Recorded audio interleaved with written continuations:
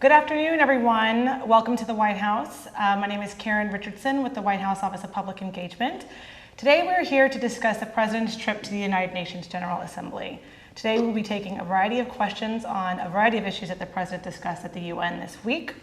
You can participate in this discussion as it's being live streamed on whitehouse.gov. You can participate via the White House Facebook application or on Twitter at #WHChat. With me is my colleague, Ben Rhodes, who is the Deputy National Security Advisor for Strategic Communications. Ben will be here to answer your questions. And I guess with that, I will turn it over to Ben, who can provide a brief update, and then we can jump right into questions. Sure. Well, we'll move to your questions. I'll just say a couple opening comments about the President's 2 days in New York at the UN. The first day, we really focused on two international issues that the U.S. has put a lot of time and attention into. The first is Libya. At a meeting that the President requested, over 60 nations came together to express support for the new Libyan government. And this really represents the culmination of a first phase of time in which the UN played a key role in supporting the aspirations of the Libyan people. The United States joined a military operation to prevent the slaughter of thousands of civilians in Libya, and then continued to enforce the protection of civilians over the course of the next several months, while the Libyan people took the step of ending the Gaddafi regime. And what happened earlier this week is a new Libyan government was welcomed as a member of the United Nations. And then at that meeting that the President attended, along with, again, over 60 leaders, they discussed the Libyan government's plans for an inclusive and democratic transition going forward, the role of the United Nations going forward in supporting that transition, and there's a UN office in the Libyan capital of Tripoli. And then the U.S. discussed the role we would play in providing support to a democratic transition in Libya, including the President announcing that our embassy would open this week in Tripoli. And that took place yesterday as the U.S. flag went up over the embassy in Tripoli. Another meeting that the President co-hosted earlier this week was on open government.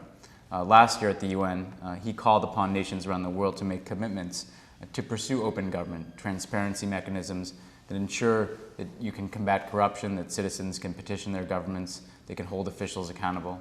And what happened is 8 countries came forward with concrete commitments earlier this week, co-hosted by the United States and Brazil, but then dozens of other countries committed to join this partnership. So what we want to do is work with governments and civil society organizations around the world, again, to use open government as a tool of promoting democracy and more accountable governance. The President also had a range of bilateral meetings over the course of 2 days that included a meeting with a new Prime Minister of Japan, meeting with the leaders of France and the United Kingdom to talk about the global economy and Middle East peace, meeting with the new President of South Sudan, which is the newest member state of the United Nations, something the U.S. supported for a very long time, and again, a meeting with the Israeli Prime Minister Benjamin Netanyahu and the President of the Palestinian Authority, Mahmoud Abbas. The Israeli-Palestinian issue, of course, is always one of great interest to the UN. And I'm sure some of your questions may address that, but we again expressed our support for a two-state solution to the Israeli-Palestinian conflict, but one that is negotiated between Israelis and Palestinians and not pursued at the UN exclusively. The President also was able to meet with the Prime Minister of Turkey, Prime Minister Erdogan, to discuss the Arab Spring, as well as other issues related to our alliance with Turkey. So it was a very busy couple of days. But with that, I'd be happy to take any questions you have about the President's trip to the UN or any other foreign policy issues. Thank you, Ben. We'll start with a question from the Better World org. What is the most important reason why the U.S. should engage in the UN? Well, I think it's a very important question. And I think that the way we look at the UN is it's an indispensable organization. And every year you're reminded of that when you go to the UN. There's no other venue that brings together essentially every nation in the world to provide a forum for collective action and for dialogue. I think the most important reason for the U.S. to engage the UN is frankly that it very much advanced U.S. interests to have that kind of forum where you can share the burden. The UN provides, again, a venue for burden sharing on a range of issues. So for instance, whether it's development issues, for instance, the UN plays a critical role through the World Health Organization, through a number of its other humanitarian organizations, and doing things that, again, no other body can do, and leveraging resources from across the international community, having the legitimacy of operating under that UN flag. And I think the American people need to understand that the UN fills gaps in some of the more difficult areas around the world through its, again, component agencies, whether it's done with refugees or health or hunger or peacekeeping, that again, is indispensable to our own interests and to global interests in peace and security. And again, I think as the President said at the UN too, the initial mandate of the UN to help enforce peace and security around the world, to both prevent and resolve conflicts, is something that we depend upon. And Libya was an example where the UN and the international community acted exactly as it should. Faced with a critical threat to peace and security, the UN Security Council sanctioned the Gaddafi regime, then authorized the use of force to prevent what would have been an atrocity of unthinkable proportions if Gaddafi had been allowed to overrun his people. And the end result of that action is that in 6 months, a dictatorship of over 4 decades was ended, many lives were saved, the Libyan people were given a chance to determine their own future in a way that they never would have been able to without the support of the international community. So the UN, again, provides an indispensable venue to both advance the interests of the United States and the interests of, frankly, human beings everywhere through the actions that it undertakes every day around the world, and also provides a venue to act through the Security Council and other vehicles to ensure that we're enforcing international law and standing up for global peace and security. Thank you. Our next question is from Stephen Morris. It's a similar question to Danielle Stuck. What action can be taken to motivate the Israeli government to resolve the statement with Palestinians over the two-state issue? Relatedly, Mr. President, why do you believe that the Palestinian appeal to the United Nations for statehood is contradictory to the ongoing peace negotiation process? Sure. Well, our view is that, again, there needs to be a two-state solution with an independent Palestine living side by side with a secure Israel. We think that that should be negotiated between the parties because they're the ones who are going to have to live together. The United Nations cannot impose a peace upon the parties themselves because issues like what are the borders of a potential Palestinian state, what are the security assurances associated with that so that Israel knows it can live in peace, what is the future, again, of Jerusalem going to be, what is the future of the Palestinian refugee issue going to be. These are issues that only Israelis and Palestinians can work out together. And if the Israelis are excluded from that process through a unilateral action with the United Nations, it won't achieve a Palestinian state. It won't achieve the peace that both sides, again, need and deserve going forward. So that's why we very much support a process of negotiation as opposed to a process of seeking a Palestinian statehood at the United Nations. And in terms of the Israelis, I think, again, the point that the President has made repeatedly is the United States is a close friend of Israel, has an unshakable commitment to its security. Part of that commitment is the pursuit of peace, because it's in Israel's interest for there to be a two-state solution. It's in Israel's interest, again, for the Palestinians to achieve a state, because that's how they're going to secure long-term security and peace for the people of Israel. And then if you look at a number of trends, whether they're demographic trends, trends in the international community, the fact is Israel's security would be enhanced by establishing, again, a final achievement of a two-state solution going forward.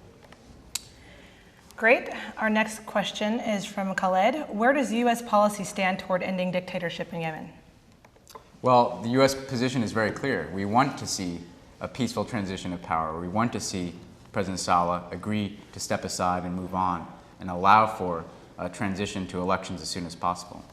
You heard the President say at the UN that the people of Yemen deserve, again, to move beyond a corrupt system and deserve the democracy that they're demanding. So we've called for that peaceful transition of power. We've called for elections to take place as soon as possible after there's a transition of power. And there's an agreement that was negotiated and put forward by the Gulf states, the countries in the region, that allows for a process, again, of President Saleh stepping aside, yielding power, and then moving towards elections. And the United States very much supports that agreement and supports that type of process. Right now, it's a very challenging situation with President Saleh traveling back to Yemen today with tensions being very high in that country. And what we want to see is a reduction of those tensions. We want to see a process of breaking the political impasse in Yemen and, again, seeing that transition move forward so the people of Yemen can determine their own future through elections as soon as possible. Great. Our next question is from Don Kraus, who says, it was great the President called for a strong Security Council resolution on Syria. Even if Russia or China choose to veto this motion, a strong majority vote by other Security Council members will send a clear message to President Assad and his cronies that they will inevitably face consequences for their actions. What is the timeline and next steps for this resolution? It's a great question. The president did call for this type of resolution. And what we've seen over the course of the last several months is President Assad completely lose his legitimacy, continue to crack down on his people, killing thousands of Syrians, standing in the way of the future that they want. So the United States has called for President Assad to step aside. We've imposed essentially the toughest sanctions we can possibly impose on the Syrian regime. We've worked with the Europeans, again, to expand those sanctions so that the Europeans are pursuing similar measures, which have a real impact on the Syrian government's ability to fund itself to carry out this crackdown. But we also want to see broader international action. So we're pursuing a resolution at the Security Council that, again, would strongly condemn the type of actions that the Syrian government has taken, and that should take the type of some of the types of sanctions we pursued and multilateralize them further. Now, thus far, we've not been able to accomplish this resolution. We were able to get a statement out of the UN Security Council, but we'd like to see something stronger. So what we're pursuing in New York right now is negotiations towards such a resolution. Again, one that makes it clear that we stand with the Syrian people, that we oppose the crackdown that's taking place, and that there has to be consequences for President Assad's regime. There has been opposition to date, but I think with every day that goes by, we're going to continue to make this case. We're going to continue to press it, and we're going to continue to try to have the international community speak in a unified way that what's going on in Syria is unacceptable. And even as those negotiations are ongoing, though, we're going to act on our own, and we're going to act with the Europeans and other like-minded countries to impose sanctions on our own and to make sure that those sanctions are harmonized across borders. So we'll continue to pursue the UN track, we'll continue to pursue our own pressure mechanisms, and we'll continue to work with other countries, including countries in the region, to figure out how we can support the Syrian opposition as they, again, coalesce and give voice to the aspirations of the Syrian people. Great. Our next question is from KK, who asks, how is genocide prevention and conflict intervention advancing the U.S. national interests? Well, I'd say there are a number of answers to that question. First of all, acts of mass atrocity, be they genocide, of course, in the most acute instance, or widespread massacres of tens of thousands of civilians. In the first instance, it just challenges our conscience.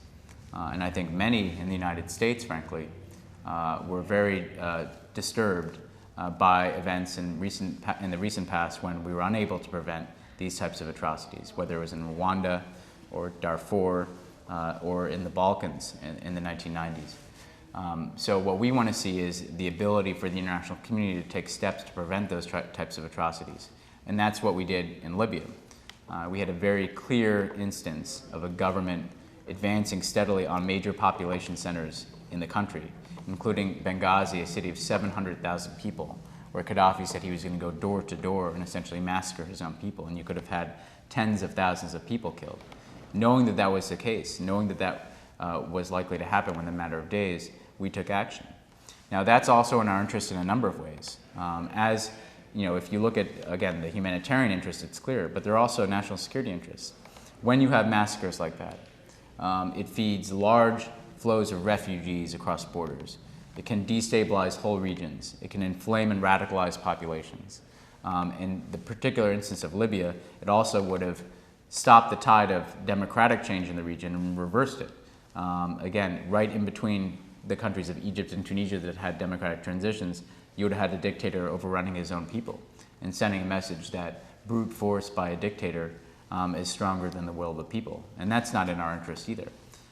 So again, I think in all of these instances where there's actions of genocide or mass atrocity, we have a moral interest in taking action to stop that from taking place.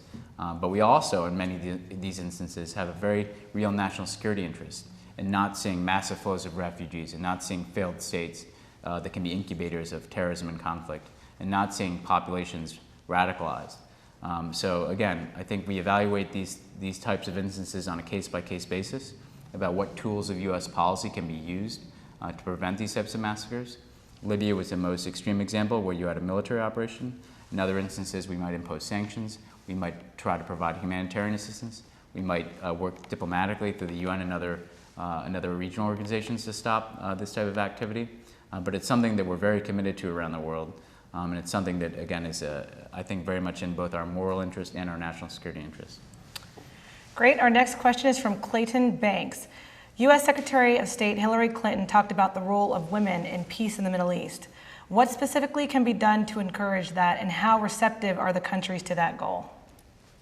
Well, we have a basic belief that countries, and it's a belief backed up by facts, that countries that allow women to reach their full potential are ultimately more successful. They're more successful economically, they're more successful politically. Again, because excluding 50% of the population from full participation in education, in the economy, and in governance is denying a country a real principal resource that it should be tapping into. So what the United States does is a number of things, again, to promote the rights of women and girls around the world. Some of that involves advocacy, advocating on a bilateral basis with countries and through multilateral forums for greater rights for women. And the President made a call in his UN speech to the General Assembly for each nation in that room to come back the next year with concrete commitments and steps that they would take to advance the empowerment of women and girls. Then we also engage in direct assistance to support these efforts. A lot of our global health initiative, for instance, is focused on the health of mothers and children, child and maternal health. Again, because one of the great impediments in the developing world to women is, again, the challenge that they face in the healthcare arena. Another way that we can do this is to empower civil society organizations that work on behalf of women's rights and women's potential. So we do a lot of programming around the world that supports that type of activity where women are able to organize and find their voice within societies. So the U.S. will continue to speak up for these things. We'll continue, again, to provide direct support to development initiatives, be they on child and maternal health or other things that advance the cause of women around the world. And we'll try to work with, again, bottom-up organizations, civil society organizations and NGOs in different places that, again, can be a powerful voice for women. And then the last thing is we'd like to see women have greater representation in some of these international organizations as well. And that's something that we've worked through with groups like UN Women, which is a very positive initiative led by Michelle Bachelet, the former president of Chile. So I think we see this as something that's in the U.S. interest, but again, it's also in the interest of countries around the world to tap into the potential of their full population, including women.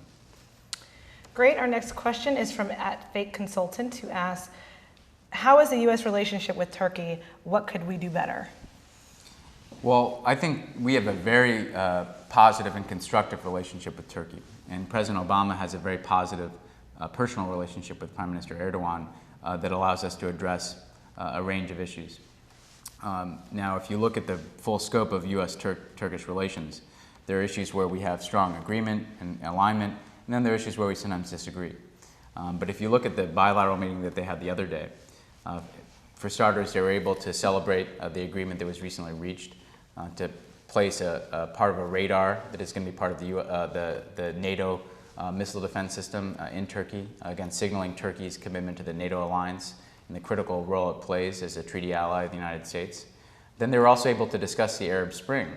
And there I think you see strong alignment between the U.S. and Turkey in countries like Libya, where Turkey has played a role in supporting the effort, again, to protect Libyan civilians, provide humanitarian assistance, and now to support a post-Gaddafi transition. Turkey's also played a role in Syria and speaking out more and more forcefully against the Assad regime, which is very powerful given that Turkey is, again, Syria's neighbor and has a lot of influence in the region. So there Turkey's been able, again, to be a voice for change, to be a voice for the democratic aspirations of the Syrian people, and also to frankly be a place where the Syrian opposition has at times been able to come together as well. So we've been able to discuss with them matters related to Syria as well. Then there have been issues, again, where we've had, again, to have some very candid conversations on Middle East peace. We have had a difference. We, of course, oppose the Palestinian effort to achieve a unilateral statehood at the United Nations. Turkey has been a supporter of those efforts. We'd also like to see a reduction in the tensions between Turkey and Israel, who are both allies of the United States. We worked and supported for some time a reparation of those relations between Turkey and Israel. That has not come about yet. But again, what we'd like to see is, again, a reduction of those tensions, a reduction in the rhetoric, and again, see two close friends and allies of the United States repair their relations, which is in their interest, we believe, and also in the interest of regional stability. So again, I think we were able to work with Turkey on issues related to NATO, whether it be alliance issues like our missile defense system or our ongoing efforts in Afghanistan. We've been able to work closely with Turkey as a democracy in the Middle East and North Africa, again as a neighbor, to support the democratic aspirations of people in the region. And we're trying to work constructively, again, to repair those relations with Israel that have been a source of tension in recent weeks. Great. Our next question is from @OUSTAND. How will the administration work with the Atrocities Prevention Board to ensure that genocide prevention remains a priority for the U.S. government going forward? We pursued a new initiative with a presidential directive to establish a board that would ensure that we were prioritizing action that can be taken to prevent genocide and mass atrocities. So you'd have people in different parts of the government tasked with this effort. Here at the NSC, at the White House, in this administration for the first time, we have a director who's charged with the responsibility of the prevention of mass atrocities. And then across the government in the State Department and other agencies, again, we have a board that allows for coordination so that different agencies can make sure that they're, again, bringing their resources to bear in instances where we want to prevent mass atrocity, genocide. And I think what we want to do is a number of things. First of all, we want to have an early warning system where we're closely monitoring those situations where there might be, again, the ingredients for a potential mass atrocity, mass human rights violations. So again, there has to be a built-in system in the U.S. government that is monitoring those types of activities. Secondly, in those instances where that's the case, we need to evaluate what the tools are that we have to affect that. What steps can we take to prevent that kind of mass killing or suffering? Sometimes it's going to be very strong punitive measures. Again, in Libya was the most extreme example of a military operation. In other areas, it might be just bringing this to greater attention in the international community, pursuing diplomatic initiatives, pursuing initiatives to isolate those who might be prepared to carry out these types of atrocities, to sanction them, to again, restrict their movements, to spotlight them in international organizations like the UN Human Rights Council or other places, so that you're taking action on the front end to put people on notice that the world is watching and that there'll be consequences to these types of actions. And then in other instances, we may have to provide assistance to those who are in need. A lot of times these types of tragedies take place not just when there's the killing of people, but when there's the denial of resources to people. So that if you can get humanitarian assistance to those in need, work with international bodies to do that, you can save a lot of lives.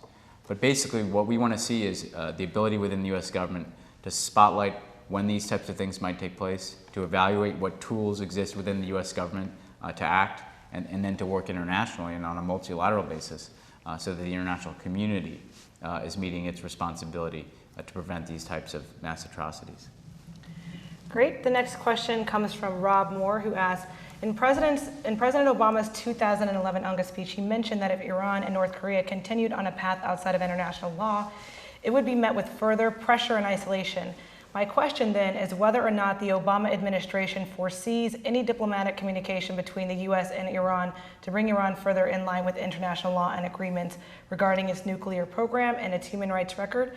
If Iran does stay on this path outside the realm of international law, how would the Obama administration seek to further isolate and apply pressure to it? Well, we've always been open to diplomacy with the Iranian government. At the beginning of the administration, we pursued discussions about it, again, its nuclear program and the steps that it could take to come in line with international law and international obligations.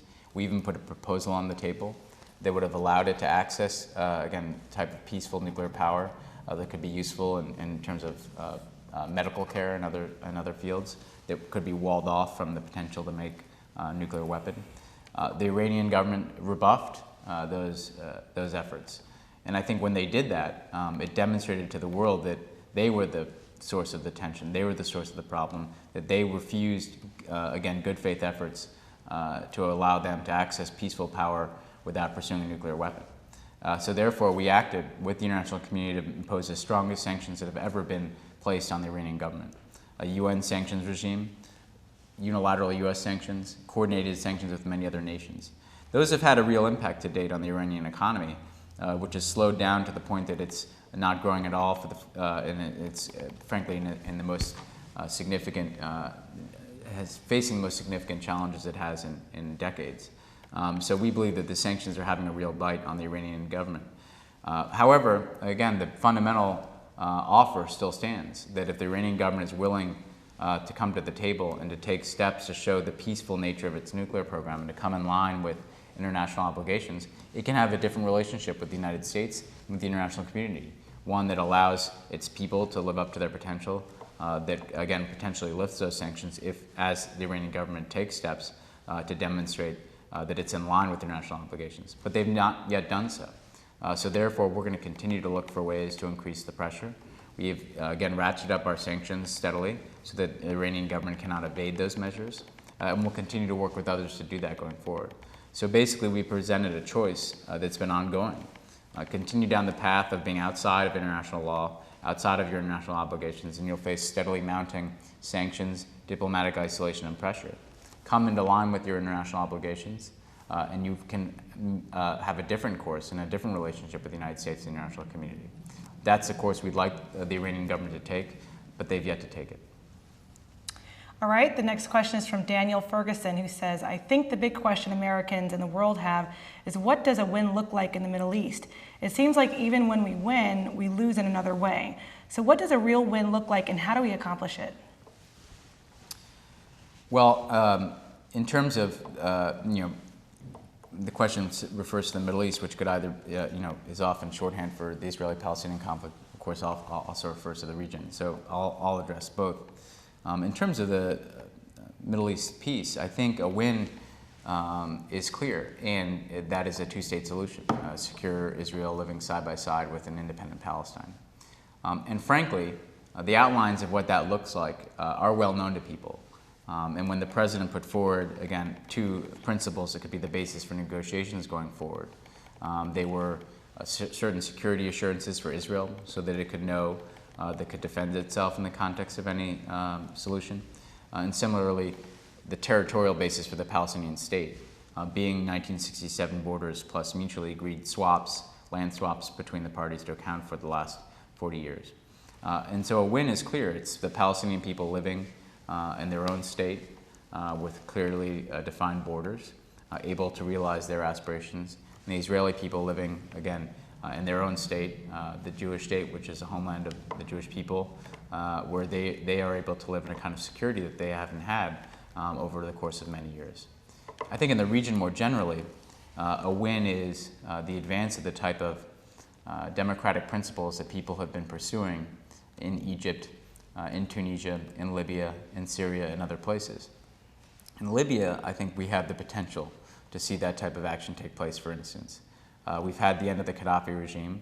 We have a new government established that's pursuing an inclusive transition that's moving to elections. Now they'll face huge challenges, and nobody should think that there's not going to be ups and downs and bumps in the road in all of these countries that are pursuing transitions to democracy, whether it's Egypt, Tunisia, Libya, or other countries, most acutely right now in Yemen and Syria. But I think what we want to see is a type of stability in the region that also allows the people of the region to achieve their aspirations through transitions to democracy in countries, again, like the ones that have already pursued that path, Egypt, Tunisia, Libya. So again, we believe that the region can move to a new future, one where there's a type of stability that's more lasting, that's grounded in people's people being able to access opportunity, access democracy. Again, with that two-state solution, Israel and Palestine, moving beyond what has been a very difficult period of history and chapter of history in the region. Great. The next question is from Troy Hawkins, who asks, why is the president running up the U.S. debt in Libya when we have so many problems at home? He criticized Bush rightfully for getting involved in Iraq when Afghanistan was not complete. We are fighting on two fronts. Can we really afford more debt? Well, I think that the premise of the question is not entirely correct, in that Libya was fully budgeted within the existing Pentagon budget. So there was no pursuit of supplemental funds to fund the effort in Libya. It came out of existing money, existing budget. So in that way, it's not adding to the U.S. debt because it's being taken from, again, what was already authorized spending for the Department of Defense. And frankly, precisely because of your concern, which the President shares, I think the question rightly points to the fact that we don't want to be overly extending ourselves abroad when we need to be nation building at home. Precisely because of that, the President very much limited the nature of the U.S. commitment in Libya. We put no boots on the ground in Libya. The bulk of our military efforts were in the first days, and then were transitioned to other countries to carry the burden going forward. And again, we limited our participation to certain types of assets so that we wouldn't be running up a huge tab. And if you look at, frankly, the cost of the Libyan operation to the United States, whereas the Iraq War is going to end up costing us $1 trillion, the Libyan operation to date has been roughly $1 billion. An incalculable difference in terms of costs. So again, we've been very vigilant about not having a huge expenditure of taxpayer resources such that we've been able to do it within the existing budget. Similarly, a lot of the funding that we're going to be able to provide going forward for the democratic transition in Libya is not American money at all. It's money that was frozen from the Gaddafi regime. When we sanctioned the Gaddafi regime, there was about $37 billion in assets that we found in U.S. banks and U.S. Possession. That money doesn't belong to us, it belongs to the Libyan people. So what we're going to be doing is releasing chunks of those funds going forward to support the Libyan government. That too will keep the cost down. So again, we very much share the sentiment of the question that we want to limit expenditures in these efforts abroad. Frankly, we want to see dramatic reductions in them. And in Iraq, for instance, we've gone from spending well over $100 billion a year to cutting that dramatically down. But in Libya, again, I don't think you're going to see anywhere near the scale of expenditure because frankly, again, whereas we spent about $1 trillion in Iraq and Libya, this has been something budgeted within DoD that's been roughly $1 billion. Great. The next question is from Devin Chafee. During his speech at the UN, President Obama noted the importance of getting aid to the victims of the famine in the Horn of Africa. Current administration policy continues to obstruct aid coming from non-U.S. funded entities. Will the administration issue a general license to facilitate the provision of aid by organizations that do not receive funding from the U.S.? Well, I think we've taken steps, again, to address this challenge. We want organizations to get aid. We want organizations to be able to get assistance to those in need. A lot of the precautions that were in place were to try to prevent assistance from falling into the hands of Al-Shabaab, a terrorist organization that has actually obstructed efforts to get assistance to those in need. But OFAC has issued licenses, again, to those organizations that it is working with to get assistance to those in need in Somalia. And I think if you go to the website of the Treasury Department and OFAC, you'll see very clear guidelines about how the licensing procedure works to support those organizations that can get assistance into Somalia. As a general matter, we've pre-positioned resources in the region. We've increased our own funding for those efforts. We've tried to work with other countries so that they're committing resources as well. We're working with international organizations like the UN and NGOs as well to support their efforts to get assistance to those in need. So we, again, want to be working on many fronts to try to save as many lives as we can. But in terms of the specific licensing question, it's one that we've relaxed the restrictions that were in place precisely because of the desire to get as much assistance in as possible. And I think you'll see the specifics of those changes in our policy spelled out at the Treasury and OFAC websites. Aaron House asks, there's a lot of talk about Afghanistan and Iraq. When can we expect to end war in Libya? Well, frankly, the U.S. commitment in Libya is very limited at this point. We, again, in the first days, carried out the majority of the strikes on Libya, but then transitioned to NATO and its partners taking the lead. At this point, the U.S. is fully in a support role. We provide things like logistical support, refueling for planes.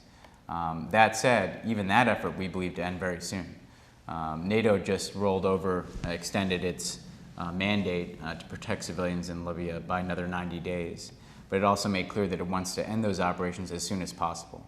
as soon as it believes the Libyan opposition is fully consolidated to control the country and there's no longer a risk faced by civilians. And that could happen very soon. And at that point, the U.S. role will be, which is already again now limited, will be over in terms of a military support to the NATO-led coalition. So again, as the remaining Gaddafi strongholds, which are very few, it's only really 2 or 3 places in the country, as those come under control of the opposition forces, we believe that the NATO mission will be complete in terms of the protection of civilians. And at that point, essentially, the military portion of this will be over. But again, as long as there is a threat, NATO wanted to make it clear that they'll continue to provide the civilian protection cover that they have. But people should be clear that the U.S. role here has been limited throughout in terms of no military boots on the ground as a part of this operation. And again, a support role, even in terms of the strike missions that the NATO-led coalition is flying. Great. The next question is from Lyra Rauch. The American troops is a difficult topic to tackle. The deployment was massive and a parallel economy was created. The question is the USA ready to bring back the troops and create the infrastructure to tend to all PTSD victims? How do you transition them back into society? Well, it's a very important question. What we've had over the course of the last 10 years, as the President has said, is essentially a decade of war. We had the war in Afghanistan that began in 2002, but then really was, attention was diverted from Afghanistan in 2003 when we went into Iraq with a much larger force than we did in Afghanistan. Where we are now is the wars are coming to an end. In Iraq, we've taken out over 100,000 troops to date, ended the combat mission that they have there, and we're scheduled to bring all of our troops out of Iraq and our military operation by the end of the year. So for all intents and purposes, the United States war in Iraq will be over. Afghanistan, we've begun to bring our troop levels down this year. Again, we've got about 100,000 troops there now, roughly, which again is again less than even the number of troops that have been brought back from Iraq. That'll be down by 10,000 at the end of this year. So at the end of this year, there'll be half as many troops in Iraq and Afghanistan as there were when President Obama took office. That number will continue to come down. 33,000 troops will be out of Afghanistan by the end of next summer. Reductions will continue after that. As we end the wars, though, an important part of what we need to do is care for those who've fought them. And as the question points out, the tour after tour after tour of duty that has been, again, carried out by our men and women in uniform has created some signature mental health issues associated with these wars. Traumatic brain injuries suffered, post-traumatic stress disorder. So what we've done is dramatically increase resources through the Department of Defense and in the VA to care for these wounds. We similarly, again, try to reduce the stigma of seeking care for them because, again, those who've gone through multiple tours of duty at war and in combat should feel that they have the resource to come forward and seek treatment for these types of mental health injuries. But we've also taken steps recently to make sure that when our men and women in uniform come home, when they leave the military service, that there's opportunity available for them here. We want to make sure that those who serve in our military are also able to participate in the nation building that needs to take place here at home and are able to access opportunity. So we have the 21st Century GI Bill, which allows for those who served in the United States military to go to college or to have their loved ones go to college. We want to make sure we're investing in their education. We also have a Veterans Employment Initiative that we've recently launched, which tries again to find ways to work with veterans and businesses to again make sure that we're creating jobs for veterans, that we're matching them up with employment opportunities. So we want to make sure that we're going out of our way to do that. And again, similarly, part of the President's jobs bill that he puts forward increases those efforts to help veterans get jobs as well. So we want to end these wars. We want to bring our troops home. We want to make sure that they have the care that they need and the benefits that they need when they return home, including for issues like PTSD. And we also want to make sure that they're able to access opportunity, whether that's getting a college education or getting a job.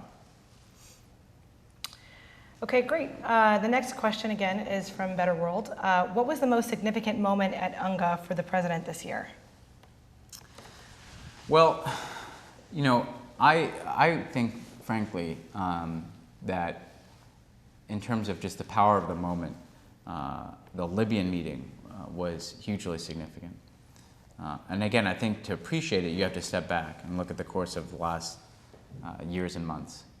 2 years ago, when we first went to the UN, was when Gaddafi gave kind of a long, rambling presentation at the UNGA.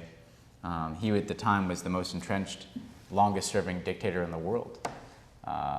1 year ago, no one could have foreseen that there would have been the types of revolutions in the street that we've seen. 8 months ago, when the Libyan people started to protest, the Gaddafi regime unleashed a crackdown. It was just over 6 months ago that, acting at the US urging, you saw UN Security Council mandate and then an intervention to stop a massacre. And the notion that just over 6 months after that, you'd have the end of the Gaddafi regime, and then you'd be sitting at the United Nations and see a new flag raised. And at that meeting, the new Libyan flag was raised to symbolize the new government being in power and the new government being recognized as a representative of the Libyan people. That's an extraordinary, powerful moment, especially because it wouldn't have been able to happen without the support of the international community. The Libyan people are the ones who brought about the change, but they needed the support that they got from the United States and the international community and the United Nations. So I think in terms of the power of the moment, sitting there, seeing a new Libyan flag raised, meeting with a new, again, leader of Libya, Chairman Abdul Jalil of the TNC, was a very powerful and significant moment for the president, and one that underscored the importance of the UN, underscored the importance of US leadership around the world, and underscored the power of people to bring about change in their countries, which is what the Libyan people did within Libya. And of course, there was also great interest in the Middle East peace issues, as there always is at the UNGA. So the president's ability to speak to that was a very important moment at UNGA this year, as it always is, but I think making clear our support for a two-state solution, but one that is negotiated, was an important moment for the president. But I do think that, again, it's important to step back and reflect on the improbability of seeing a new Libya seated at the UN, and the power of seeing that flag raised was quite important to the president, as was, I think, again, meeting with the newest member state at the UN, South Sudan. Okay, our next question comes from Adrian Williams, who asks, what is the administration doing as it concerns its trade agreements to get our economy moving here again at home? Sure. We have 3 trade agreements that we'd like to see passed by Congress. We have negotiated trade agreements with South Korea, with Colombia, with Panama. And if these trade agreements are put in place, we believe they'll do a lot to create jobs here in the United States. South Korea, for instance, is a large and growing market, growing economy. And passing this trade agreement, we think, will support tens of thousands of jobs here in the United States, allow us to sell goods like autos into Korean markets. So those 3 trade agreements are ones that we very much support, and that we're working with Congress to see that they can get passed. Similarly, we're looking to expand our presence in the fastest growing markets in the world more generally in the Asia-Pacific region. So we're working with 10 other countries in the Asia-Pacific region to negotiate what we call a Trans-Pacific Partnership trade agreement. And this will be, again, a multilateral agreement in which many different countries participate, but they agree to meet high standards that make sure we have labor and environmental protections built into these agreements, make sure that from the US perspective, it's allowing us to export our goods to these markets. So that agreement is not yet negotiated, but it's something that we're pursuing in talks with many other countries. So as a general matter, we see trade agreements as ways to open up markets, to sell more US goods abroad, which ultimately will create jobs here at home, because we know that there's a lot of growth in emerging markets, whether they're in, again, the Asia-Pacific region or other places. And we want to make sure that we have agreements that allow us to access those markets. Okay, I think we have time for one more question, and I think this is a related question to what you just answered, but what is the president's view on NAFTA and its impact on jobs going overseas? Does he have a plan to get those jobs back home? Well, NAFTA, of course, was negotiated under the first Bush administration, ratified under the Clinton administration. Again, what it's done is created basically an economic community in North America with Canada and Mexico. I think what we've done insofar as we think that there are any problems in the enforcement of NAFTA, and in terms of imbalances that adversely affect U.S. workers. We've tried to raise those directly with our Canadian and Mexican partners. As a general matter, of course, we believe that that type of trade can support growth in North America broadly and growth in the United States. But I think we also want to learn from NAFTA and learn from the trade agreements of the past as we negotiate the trade agreements of the future. We want to make sure that, again, when we negotiate agreements, that they're good for American workers and good for American business. We want to make sure that they're opening markets to U.S. goods rather than just simply opening the American market to foreign goods, so that we, again, can do things like sell more automobiles in Korea and access other markets abroad. We want to make sure that they have standards, labor and environmental standards in place, again, that will protect the rights of workers, make sure that workers are not exploited, and that also protect our environment. And lastly, as we pursue trade agreements, also we want to make sure that we're supporting workers here at home, that they're getting the kind of training that they need to compete in a global economy, that they have the skills that they need to compete in a global economy where markets like this are open. So with NAFTA, again, I think it's a matter of, on a case-by-case basis, if there are issues where we think there are unfair imbalances or there are issues that we need to raise, we do that in the context of NAFTA and our relations with Canada and Mexico. But we also have learned from trade agreements of the past as we negotiate trade agreements of the future, so that they're more advantageous to the American business and the American worker, and that they feed economic growth, just as they, again, bring together the global economy that's increasingly integrated. Okay, well, that would conclude our web chat this afternoon. We'd like to thank Ben for taking the time for doing this today. Also thank all of you for tuning in to this web chat. You can continue to follow us on whitehouse.gov. There will be a blog uploaded of this video probably within the hour. Additionally, there are fact sheets on the President's initiatives. There are also links to his speech on whitehouse.gov. So with that, this concludes the web chat, and we'll see you next time. Thank you.